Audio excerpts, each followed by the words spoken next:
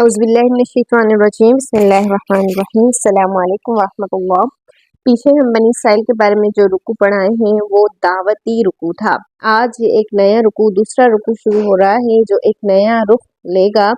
और नया रुख इस मोड़ पर के पहले रुकू दावती था, यानी उन्हें दावत दी गई कि तुम हक को और झूठ को ना मिलाओ, तुम पहले काफिर ना बनो, तुम ईमान ले आओ, तुम अल्लाह की तकवा अख्तियार करो, तुम अल्लाह की नेमतों को याद करो। अल्लाह अल्लाह अल्लाह ने जो तुमसे वादे किए थे उनको याद करो, फिर अल्लाह भी तुम्हारे वो वादे पूरे करेगा जो तुमसे किए थे। तुमने जो अल्लाह से वादे किए हैं वो पूरे करो। हक और बातिल को ना मिलाओ, मेरी आयात को हकीर सी कीमत में ना बेचो, खाशिईन बन जाओ, रुकू करने वालों के साथ रुकू करो, नमाज और सब्र से मदद मांगो। ये तमाम चीजें जो हम पहले दावती रुकू में पढ़ाए हैं, यहाँ पर ये एक नया रुख है, नया दूसरा रुकू।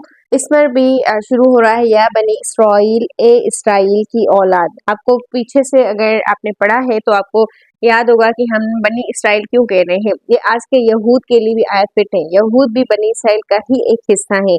हाँ, यहूद और बनी इसराइल हज़रत याकूब अलैहिस्सलाम के बेटों में से है, उनकी नस्ल में से है, लेकिन उनमें दो ऐसे फ़िरक़े बन गए थे। एक का नाम बनी इसराइल पड़ गया, दूसरे का नाम यहूद बन गया था, लेकिन ये दोनों एक ही नस्ल से हैं। सही है। तो या बनी इसराइल ए इसराइल की औलाद। आपको याद होगा कि सूरह बकरा का जो पस मंज़र था, यानी वो उसके नाज़िल होने का वक्त वो मदीना था। जब आप सल्लल्लाहु अलैहि वसल्लम मदीना में तशरीफ़ लाए थे तब सूरह बकरा नाज़िल होनी शुरू हुई थी, और तकरीबन बहुत से साल आहिस्ता आहिस्ता आहिस्ता आहिस्ता करके सूरह मुकम्मल हुई थी। बीच में दूसरी सूरतों की आयात भी नाज़िल होती रही थी। तो ये सूरह बकरा मदनी ज़िंदगी की सूरा है, यानी आप सल्लल्लाहु अलैहि वसल्लम को मदीने के रास्ते में और मदीने में अंदर ये सूरह बार बार दी गई। और उसी मदीने में आप सल्लल्लाहु अलैहि वसल्लम के साथ 3 यहूद के कबाइल रहते थे। उन 3 यहूद के कबाइल से आप सल्लल्लाहु अलैहि वसल्लम ने डायरेक्ट कोई जंग नहीं की, बल्कि उनसे कुछ मुआहदे किए थे। मदीने में फ़ौरन जाकर आप सल्लल्लाहु अलैहि वसल्लम ने यहूद से कुछ मुआहदे किए थे कि हम मदीने का मिलकर साथ देंगे, अपने अखराजात खुद उठाएंगे, मदीने को जब भी ज़रूरत पड़ेगी तो हम उसके लिए साथ होंगे। सही है। इस तरह के कुछ मुआहदे और भी बहुत ज़्यादा उनसे किए गए थे। अब उन्हें मदीने में ही रहकर बनी इसराइल को अब ये दावत दी जा रही है कि अल्लाह की तरफ आ जाओ, अल्लाह की तरफ आ जाओ। यानी जहाँ जहाँ पर तुमने गलती की है वो सब अल्लाह ताला तुम्हारी गलती माफ़ कर देगा, तुम बस आ जाओ, ठीक है। यानी कि अब तुम सीधी राह पकड़ लो, मेरा आखिरी नबी आ चुका है। मगर बनी इसराइल को मसला ये था कि उनका आखिरी नबी तो आ चुका था, उन्हें इस बात का बिल्कुल यकीन था, पूरा यकीन था। वो आप सल्लल्लाहु अलैहि वसल्लम को ऐसे पहचानते थे जैसे अपने बेटों को पहचानते हैं, या उससे भी बढ़कर। मगर उनका मसला ये था कि ये बनी इसराइल में से क्यों नहीं आए। ये आखिरी नबी मक्का के जो उम्मी थे जाहिल लोग, उनमें से कैसे आ गए आखिरी नबी, यानी जिनको हम कोई अहमियत नहीं देते थे, कोई इम्पोर्टेंस नहीं देते थे, ये लोग उनके बीच ये नबी उनके बीच में आया है, हमारी नस्ल में से क्यों नहीं आया, उन्हें ये मसला था।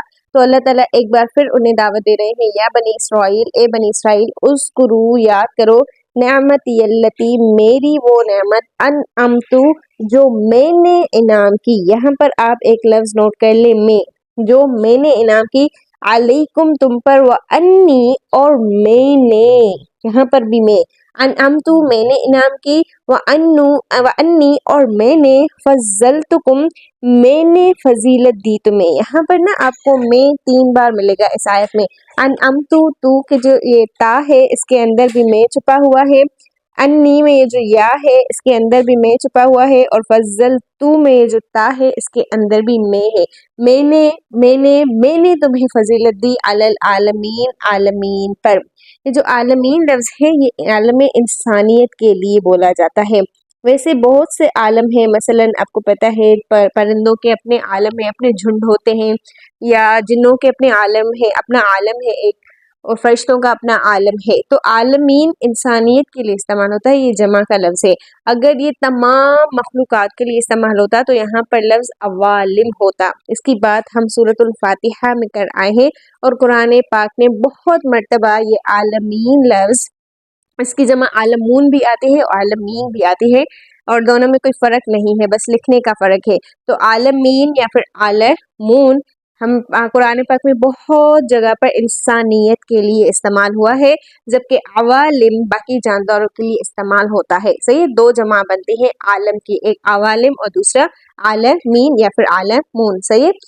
تو میں نے تمہیں تمام انسانیت، تمام نسلوں، تمام جو بھی لوگ ہیں ان پر میں نے تمہیں فضیلت دی. میں نے یہاں پر اللہ تعالیٰ نے 3 بار میں نے کیوں کہا ہے، اس کو بھی آپ تھوڑا سمجھ لیں. یہ اس لیے کیونکہ بنی اسرائیل کو لگتا تھا کہ انہیں یہ جو فضیلت ملی ہے دنیا میں، جو ہم پیچھے پڑھا ہے کہ یاد کرو میں نے تمہیں تمام عالمین پہ فضیلت دی، اور یہاں پر بھی فضیلت کا ذکر ہے کہ میں نے تمہیں فضیلت دی.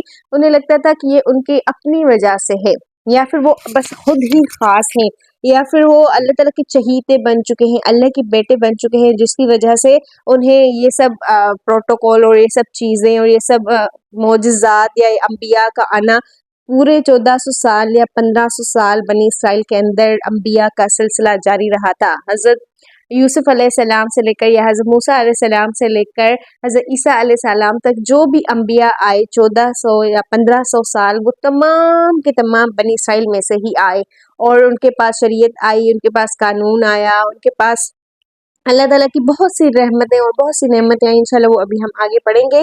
تو انہیں لگتا تھا کہ یہ بس وہ خود خاص ہیں، اس لیے انہیں یہ سب کچھ دیا جا رہا ہے. تو اللہ تعالیٰ کہہ رہے ہیں کہ یہ میں نے تمہیں دیا تھا، یہ میری چوائس تھی، اگر میں چاہوں تو تم سے لے بھی سکتا ہوں. یعنی تم کوئی 7ویں آسمان پر مت اڑو کہ تم کوئی خاص ہو. میں نے تمہیں جو فضیلت دی ہے وہ تم سے چھن بھی سکتی ہے تمہاری نافرمانیوں اور تمہاری کرتوت کی وجہ سے، اور ان سے چھینی بھی گئی. ہم انشاءاللہ آئندہ بنی اسرائیل کے بارے میں بہت کچھ پڑھیں گے اس طرح کا کہ ان سے کیسے فضیلت جو اللہ تعالیٰ نے انہیں دی تھی وہ چھین لی گئی، اور کس کو دی گئی؟ ہمیں، یعنی کہ حضرت محمد صلی اللہ علیہ وسلم کی امت کو. اب آپ نے یہاں پر یہ نوٹ کرنا ہے کہ ہم نے کن کاموں سے بچنا ہے کہ ہم بنی اسرائیل کی طرح نہ ہو جائیں. ٹھیک ہے، اگر ہم بنی اسرائیل کی طرح ہو گئے تو پھر یہ جو ہمیں اللہ تعالیٰ نے آخری امت اور آخری نبی ہم میں بھیجا، یہ جو اعزاز ہمیں دیا ہے، یہ ہم سے چھن بھی سکتا ہے. صحیح ہے. تو اے بنی اسرائیل یاد کرو میری اس نعمت کو جو میں نے تم پر انعام کی، اور میں نے فضیلت دی تمہیں تمام عالمین یعنی کہ تمام انسانیت، تمام دنیا والوں پر. اس کے بعد آگے اللہ تعالیٰ کہہ رہے ہیں وَاتَّقُوا، اور تم تقوی اختیار کرو. یہاں پر وَاتَّقُوا، تقوی اختیار کرو، یہ لفظ ہم پہلے بھی جو پچھلا رکوع تھا بنی اسرائیل کے بارے میں پڑھ آئے ہیں، لیکن وہاں پر اللہ تعالیٰ نے اپنی تقوی کے بارے میں کہا تھا. لیکن اس رکوع میں اللہ تعالیٰ انہیں کہہ رہے ہیں وَاتَّقُوا، تقوی اختیار کرو، یومن، اس دن کی. اب یہاں پر اپنی نہیں بلکہ دن کی، وہ کون سا دن ہے؟ نوٹ کر لیں. نمبر 1، لا تجزی نفس عن نفس شیئا، ایسا دن جس دن کوئی نفس کسی نفس کے بدلے کام نہ آئے گا. کوئی نفس، کوئی جان کسی جان کے بدلے عوض نہ ہوگی، اور نہ ہی وہ کسی بھی طرح کی مدد کر سکے گی. دیکھیں جو بنی اسرائیل اللہ تعالیٰ کی آیات کو چھپاتے تھے، یا اللہ تعالیٰ کی آیات کو خلط ملط کرتے تھے، یا پھر اللہ تعالیٰ کی آیات کو بیچتے تھے، تو یقیناً وہ لوگوں کو خوش کرنے کے لیے تھا، یا اپنی جو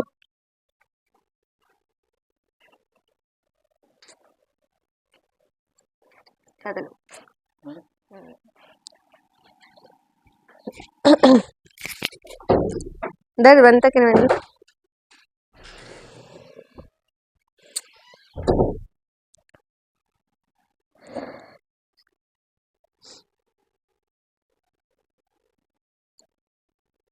تو وہ لوگوں کو خوش کرنے کے لیے تھا، اپنی سیٹ جو انہیں لوگوں نے دی تھی، خاص جو مشہوریت جو انہیں ملی تھی وہ برقرار رکھنے کے لیے تھا.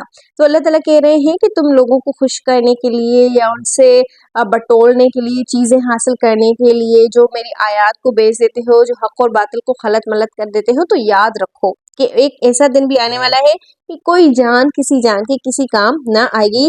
وَلَا يُقْبَلُ مِنْهَا شَفَاعَةٌ، اور نہ ان سے شفاعت قبول کی جائے گی. اچھا یہاں پر یہ جو یا ہے نا یقبلو میں، یہ تقبلو بھی ہو سکتا تھا.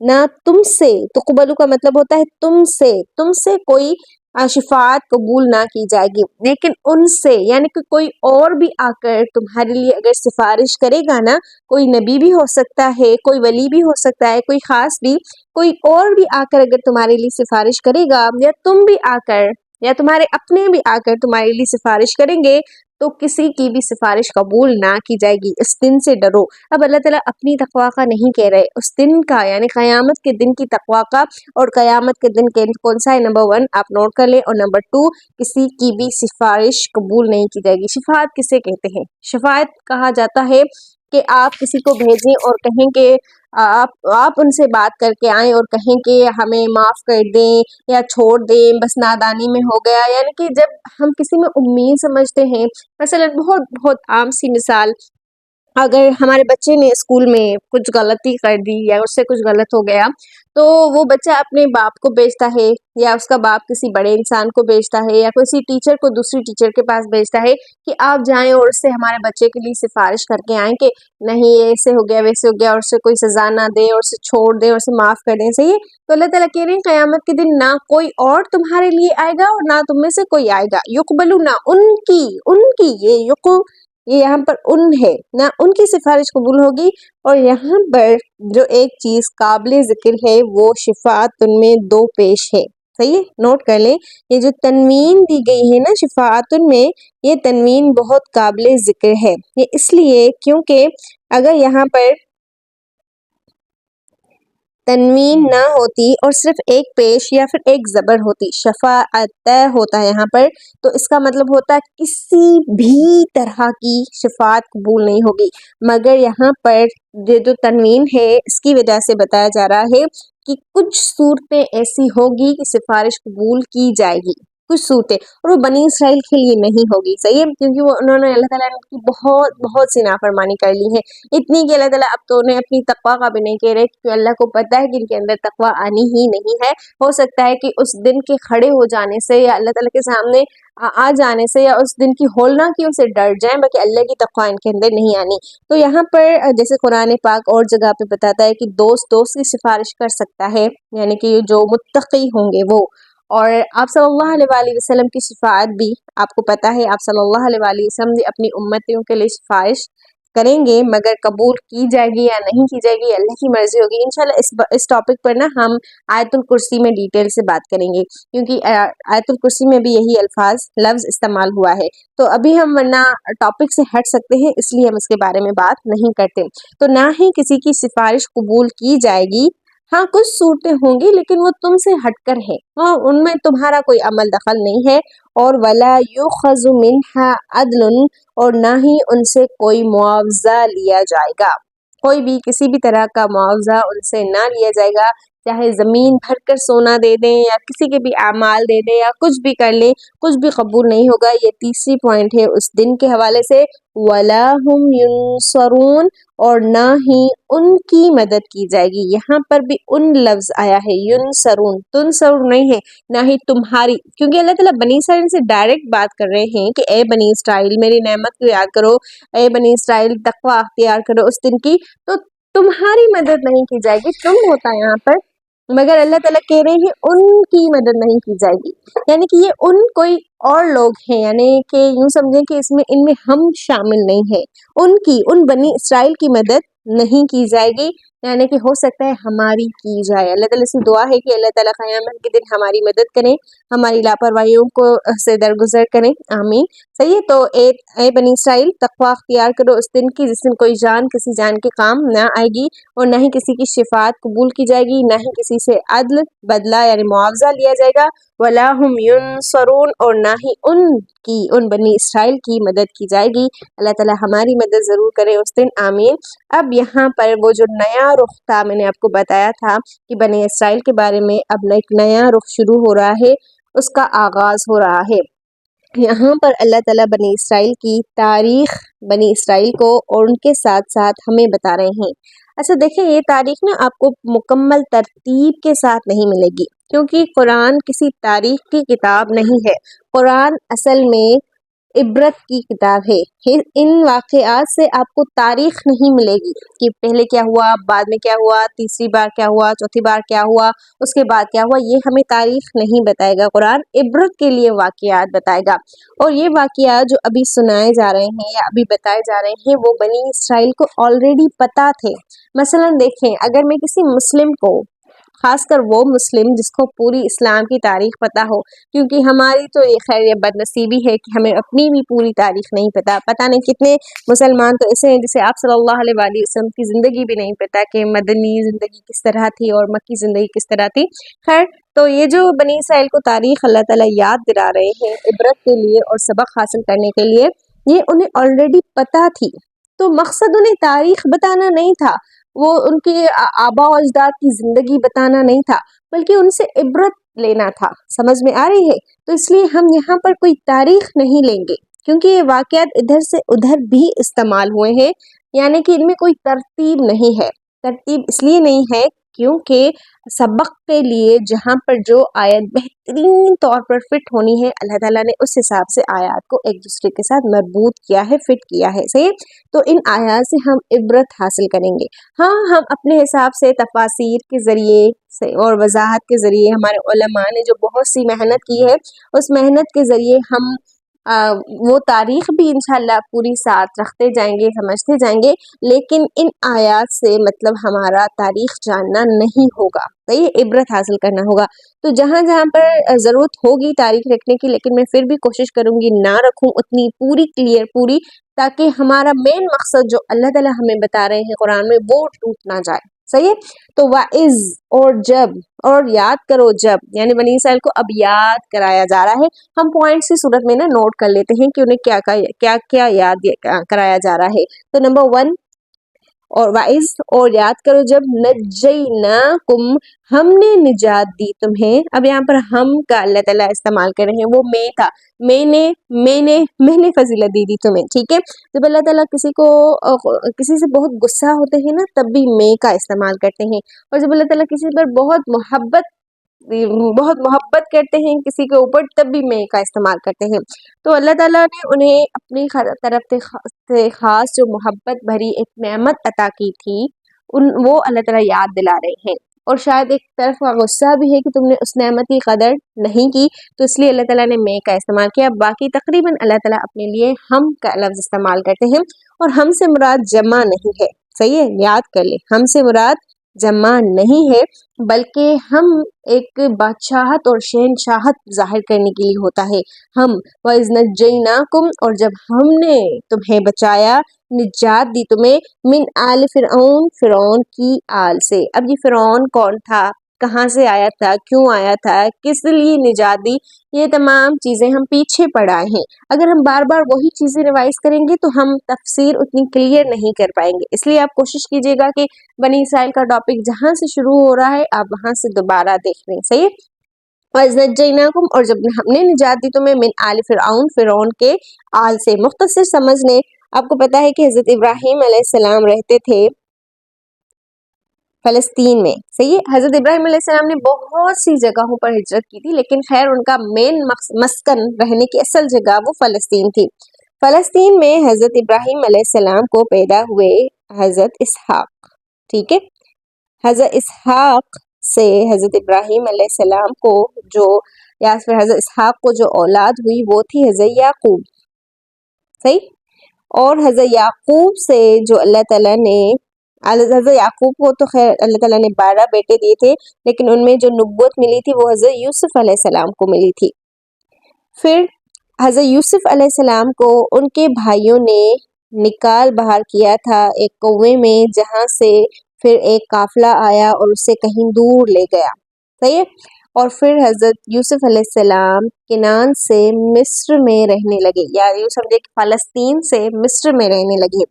اور ایک دن پھر مصر میں ہی حضرت یوسف علیہ السلام کو تخت اور بادشاہت ملی، صحیح ہے؟ یہ بادشاہت ملی، تو پھر حضرت یوسف علیہ السلام نے یہ جو ان کے 12 بھائی تھے ان کو بھی اپنے ساتھ وہاں پر بلوا لیا۔ اب یہ تمام لوگ حضرت ابراہیم علیہ السلام کی اولاد، ان کی نسل، یہ فلسطین کو چھوڑ کر یہاں پر مصر میں آباد ہو گئی۔ مصر میں جب وہ آباد ہوئی تو جب حضرت یوسف علیہ السلام بادشاہ تھے، یعنی ان کے پاس جو خزانوں کی چابیاں تھیں، اس وجہ سے ان کی بڑی عزت تھی. لیکن آہستہ آہستہ آہستہ آہستہ جیسے جیسے وقت گزرتا گیا اور وہاں کا اصل بادشاہ حضرت یوسف علیہ السلام بادشاہ تھے، لیکن وہ اصل بادشاہ نہیں تھے. اصل بادشاہ اس بیسس پر کہ انہیں وہ بادشاہ نے کنجیاں دی ہوئی تھی خزانوں کی پوری کنجیاں ان کے ہاتھ تھی. اصل بادشاہ وہاں کا تھا فرعون اصل میں مصر کے بادشاہ کا نام تھا، اس کا اصل نام کچھ اور تھا. بہت سے نام آتے ہیں، اس لیے ہم یہاں پر ابھی ناموں میں نہیں پڑھتے، بس بہت سے ملیں گے، کہیں کچھ ملے گا کہیں کچھ ملے گا. تو فرعون اس بادشاہ کا لقب تھا جو مصر میں بادشاہی کرتا تھا. اسی طرح نا ہر جگہ کا اپنا ایک بادشاہ ہوتا ہے اور ہر بادشاہ کا اپنا لقب ہوتا ہے، اس کا اصل نام کچھ اور ہوتا ہے. تو مصر کے بادشاہ کا لقب فرعون تھا. حضرت یوسف علیہ السلام کے وقت میں جو فرعون تھا وہ الگ تھا. حضرت موسیٰ علیہ السلام کے وقت میں جو فرعون تھا وہ الگ تھا. نوٹ کر لیں، یہ بات بہت اہم بات ہے. تو جب یہ فرعون ختم ہوا یا اس نے ہجرت کر لی اور اس کے بعد حضرت یوسف علیہ السلام بھی اس دنیا سے چلے گئے، ان کے بھائی بھی چلے گئے، لیکن ان کی اولادیں بڑھتی گئی. یہ بنی اسرائیل کی نسل آگے چلی اور حضرت محمد صلی اللہ علیہ وسلم کے وقت میں مدینہ پہنچی، اور آج بھی یہ جو فلسطین پر ظلم کر رہی ہے، صحیح ہے. تو یہ نسل چلتی گئی، آگے آتی گئی. ان میں انبیاء آئے، ان میں کتابیں آئیں، صحیح ہے، ان میں شریعت آئی، یہ تمام چیزیں ان میں آتی گئیں. پھر اللہ تعالیٰ نے انہیں فرعون کے ذریعے آزمایا، یعنی کہ وہ فرعون نہیں تھا جو یوسف علیہ السلام کے وقت کا تھا، وہ ختم ہو چکا تھا. اب بہت سالوں بعد فرعون نے حضرت یوسف علیہ السلام کے ان بھائیوں کی نسل کو، جنہیں ہم بنی اسرائیل کہتے ہیں، کیونکہ حضرت یعقوب کی اولاد تھے. حضرت یعقوب علیہ السلام کا لقب ہے اسرائیل. نوٹ کر لیں، اسرائیل حضرت یعقوب علیہ السلام کا لقب ہے. تو اس لیے انہیں بنی اسرائیل یعنی اسرائیل کی اولاد، یعنی اے یعقوب کے بیٹوں، صحیح ہے. تو فرعون نے ان کو اپنا غلام بنا لیا تھا. غلام اس لیے، ویسے آپ سوچ رہے ہوں گے کہ سرزمین تو پوری کی پوری اللہ کی ہے، پھر کوئی اور کیسے کسی کو غلام بنا سکتا ہے؟ تو جو اللہ کو ماننے والا نہ ہو اور خود کو کوئی رب سمجھتا ہو، کوئی بڑی اعلیٰ چیز سمجھتا ہو، تو اس کی نظر میں باقی لوگ حقیر ہی ہوتے ہیں. اور بنی اسرائیل تو ویسے بھی وہاں کے اصل رہاکو نہیں تھے، اصل سرزمین ان کی تھی نہیں.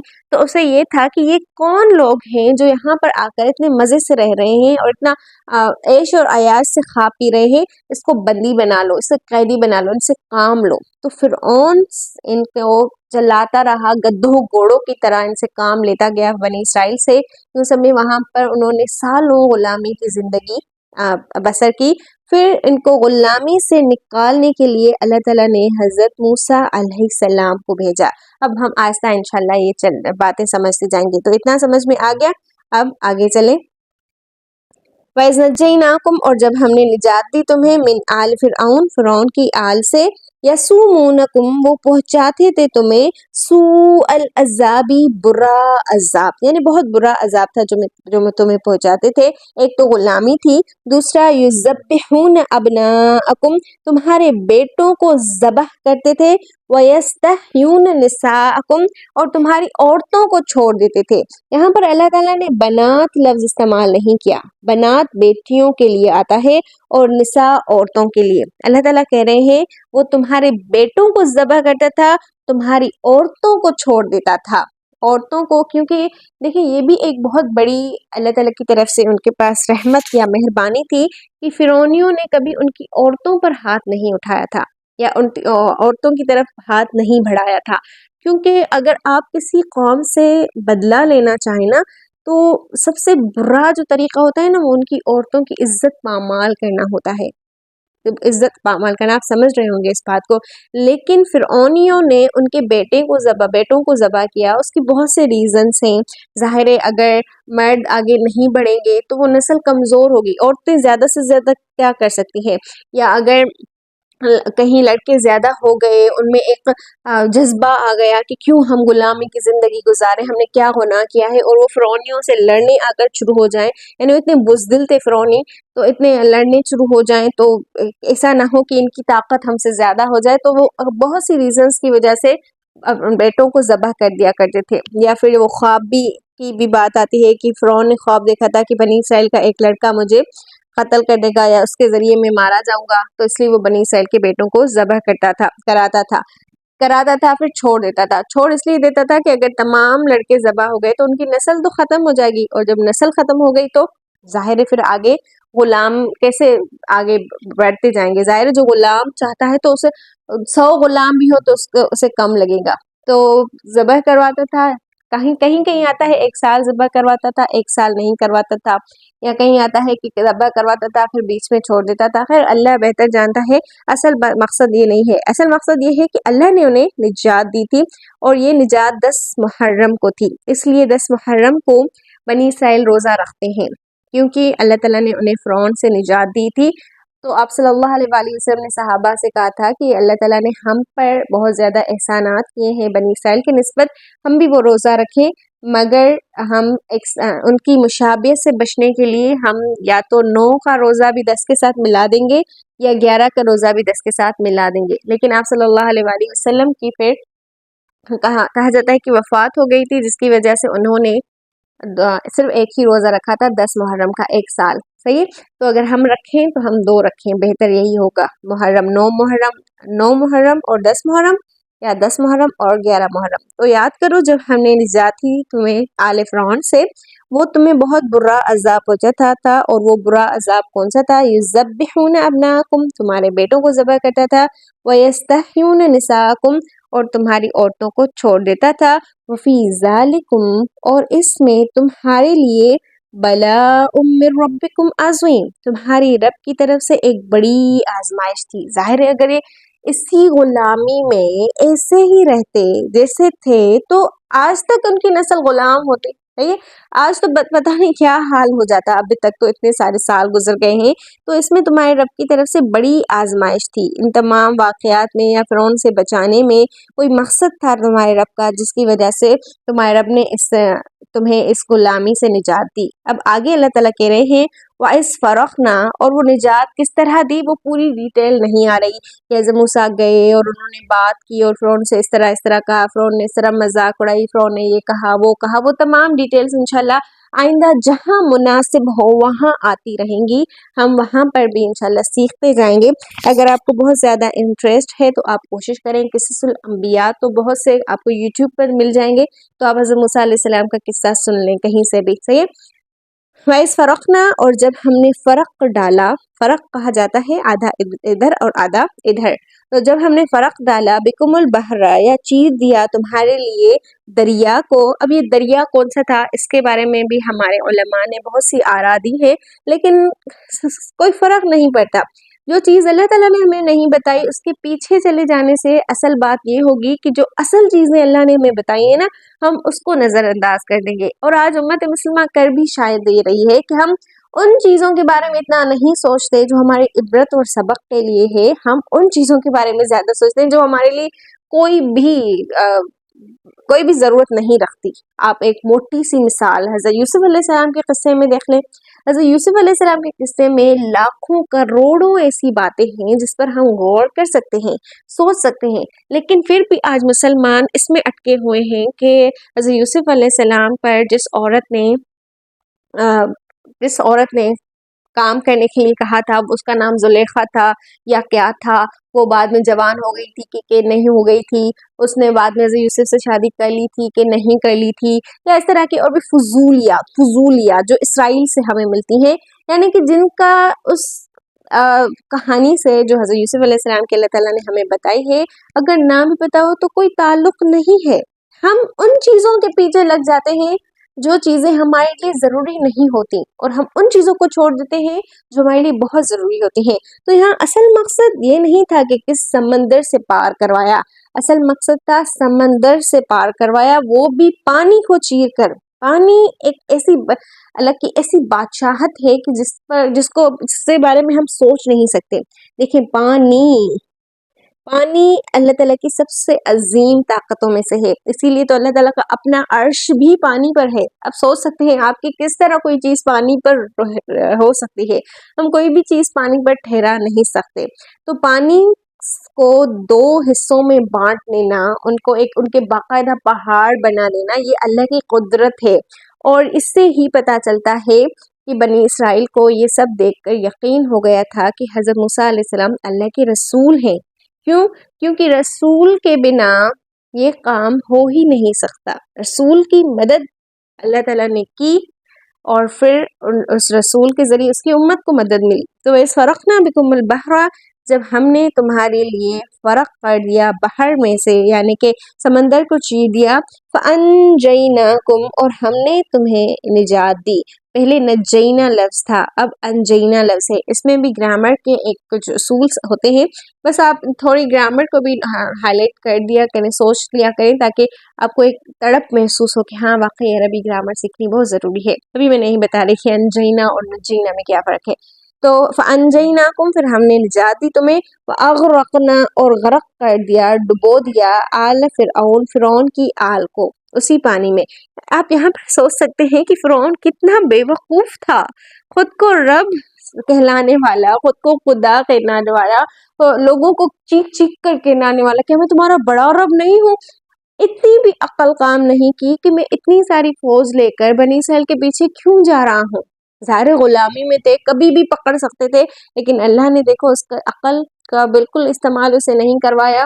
جب حضرت موسیٰ علیہ السلام نکلے تب ان کے پیچھے پیچھے آئے ہیں، اور پیچھے پیچھے آنا یہ تو ایک بڑی بے وقوفی تھی، لیکن ساتھ میں اس سمندر کے میں جو بیچ میں، یعنی یوں سمجھیں کہ اس طرف پانی اور اس طرف پانی، یہ جو بیچ کا راستہ تھا، اس راستے میں حضرت موسیٰ علیہ السلام یہاں سے نکل گئے اور یہ فرعون یہاں پر یہ بیچ میں تھے، ادھر سے پانی تھا، ادھر سے پانی تھا۔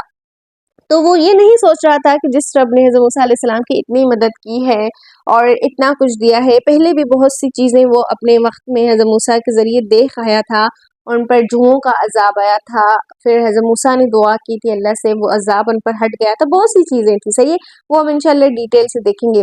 لیکن پھر وہ بے وقوف تو بے وقوف ہی ہوتا ہے۔ اللہ تعالیٰ بتا رہے ہیں ہمیں کہ جو اپنے آپ کو کوئی خاص چیز سمجھ لینا تو اس کی عقل نا بند ہو جاتی ہے، سوچنا بند ہو جاتا ہے، اس کو کچھ اور غرور اور مغرور اور تکبر کے علاوہ نا اسے کچھ اور دکھتا نہیں۔ تو پھر اللہ تعالیٰ نے فرعون کو اس کے اندر اس طرح سے ڈر کر کے ڈبو دیا پورا مکمل، اور اس کی پوری فوج جو لاکھوں کی تعداد میں تھی، اور مزے کی بات یہ کہ ان لاکھوں کی تعداد میں لاش صرف فرعون کی بچی ہے اب تک۔ وَأَنْتُمْ تَنْظُرُونَ، اور تم دیکھ رہے تھے۔ یہ جو نظر لفظ ہے نا، ویسے دیکھنے کے لیے بصرہ بھی آتا ہے، رعا بھی آتا ہے۔ رعا یعنی کہ دیکھنا، نظر یعنی کہ دیکھنا، مگر اللہ تعالیٰ نے یہاں بصر اور رعا اور نظر لفظ بنی اسرائیل کی کہانی میں آپ کو بہت بار ملے گا، بہت بار۔ منظرین، اس طرح کا لفظ منظرین بھی نظر سے ہی بنا ہے۔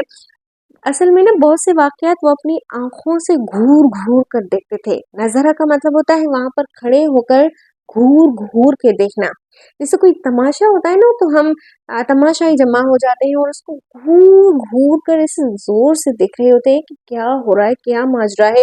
اسی طرح نے وہاں پر کھڑے ہو جاتے ہیں ایسے بت ساتھ بن کے، اسے نظرہ کہا جاتا ہے۔ تو تم اپنی آنکھوں سے اس کے گھور رہے تھے کہ کس طرح یہ فرعون ڈوب رہا ہے، کس طرح جو ہمیں غلامی میں رکھے ہوئے تھا، خود کو کوئی اعلیٰ چیز سمجھتا تھا، آج کیسے وہ ختم ہو رہا ہے، صحیح ہے۔ تو اس لیے اللہ تعالیٰ نے کہا کہ وَأَنْتُمْ تَنْظُرُونَ، اور تم وہ اپنی آنکھوں سے دیکھ رہے تھے۔ پھر اللہ تعالیٰ کہہ رہے ہیں وَإِذْ وَعَدْنَا، اب تک آپ کو تو سمجھ میں آ گیا ہوگا کہ پہلے اللہ تعالیٰ نے فرعون سے بنی اسرائیل کو بچایا، ٹھیک ہے، پہلے فرعون کو بنی اسرائیل سے بچایا، فرعون ختم ہوا، اب وہ دریا پار کر کے آئے ہیں ایک الگ جگہ، ایک نئی جگہ پر آئے ہیں۔ فرعون ختم ہو گیا، اس کی جو پوری سلطنت تھی، جو پوری بادشاہت تھی، وہ یہاں پر پڑی ہوئی تھی، وہیں پر اس کی پوری فوج کے جو گھر تھے، وہ پوری عمارتیں، وہ سب چیز وہاں پر پڑی تھی۔ سوال یہ پیدا ہوتا ہے کہ بنی اسرائیل کو حضرت موسیٰ علیہ السلام واپس وہاں پر کیوں نہیں لے گئے؟ کیونکہ وہ جگہ تو خالی ہوگی، کیونکہ اس میں رہنے والے سب مر گئے، سب ختم ہو گئے، پانی میں ڈوب گئے۔ تو اس لیے حضرت موسیٰ علیہ السلام بنی اسرائیل کو وہاں واپس نہیں لے گئے، کیونکہ اگر وہ وہاں پر جاتے تو وہاں فرعون کی طرح عیش و عشرت کی زندگی گزارتے، خود کو کوئی بڑی چیز سمجھتے، اور وہاں کی جگہ انہیں بہت اثر کرتی، اور ان لوگوں جس سے وہ بن سکتے تھے. تو اس لیے اللہ حضرت موسیٰ علیہ السلام انہیں واپس نہیں لے گئے بلکہ ایک اور سرزمین پر انہیں لے آئے، یعنی وہی آبائی سرزمین جو حضرت ابراہیم علیہ السلام کی تھی. پھر وہ وہاں پر رہے. وَإِذْ وَعَدْنَا مُوسَىٰ. اچھا وہ وہاں پر ڈائریکٹ نہیں گئے تھے، پہلے وہ صرف فی الحال کے لیے جب راستے سے چل رہے تھے تو فی الحال وہ ایک ریگستان میں یوں سمجھے رہے تھے جب تک کہ وہاں جائیں، اور وہاں پر جانے سے پہلے بھی ان کے لیے ایک آزمائش تھی، وہ انشاءاللہ ہم آگے دیکھیں گے. ابھی یہ دیکھیں وَإِذْ وَعَدْنَا مُوسَىٰ، اور جب ہم نے وعدہ لیا موسیٰ سے 40 لیلۃ 40 راتوں کا. 40 راتوں کا کیوں؟ آپ کو پتہ ہے حضرت موسیٰ علیہ السلام واحد نبی ہیں جن سے اللہ تعالیٰ نے ہم کلام کیا ہے. ویسے تو آپ صلی اللہ علیہ وآلہ وسلم سے بھی معراج کی رات اللہ تعالیٰ نے بات کی تھی، لیکن وہ صرف ایک مخصوص وقت تھا نا. لیکن حضرت موسیٰ علیہ السلام سے اللہ تعالیٰ نے براہ راست ہر وقت بات کی ہے. یعنی جیسے آپ صلی اللہ علیہ وآلہ وسلم کے پاس جبرائیل علیہ السلام آتے تھے نا، وہی لے کر 23 سال حضرت جبرائیل آئے تھے. تو حضرت موسیٰ علیہ السلام کے پاس اللہ تعالیٰ خود وحی لے کر آتے تھے کہ اب یہ کہو، اب وہ کہو، اب ایسا ہو، اب ایسا ہو، اور اب یہ شریعت ہے، یہ قانون ہے. وَإِذْ وَعَدْنَا مُوسَىٰ 40 لیلۃ، اور جب ہم نے وعدہ لیا موسیٰ سے 40 راتوں کا. ثُمَّ اتَّخَذْتُمُ الْعِجْلَ، تو پیچھے سے تم نے ایک بچھڑے کو معبود بنا لیا. بچڑا کہا جاتا ہے، ایک جو کاؤ ہوتا ہے نا، اس کا جو چھوٹا بچہ ہوتا ہے اسے بچڑا کہا جاتا ہے. اس کے بیٹے کو یعنی کہ اس کی چھوٹی چھوٹے اولاد کو تم نے معبود بنا لیا. اب یہ معبود کس طرح بنا، یہ بھی پوری ایک تاریخ آتی ہے کہ سامری ایک شخص تھا بنی اسرائیل میں سے جس نے سونا جمع کر کے بنی اسرائیل سے سونا لے کر ایک گابا بنایا تھا، ایک بچڑا بنایا تھا. پیچھے سے انہوں نے ایک بچڑے کو معبود بنا لیا.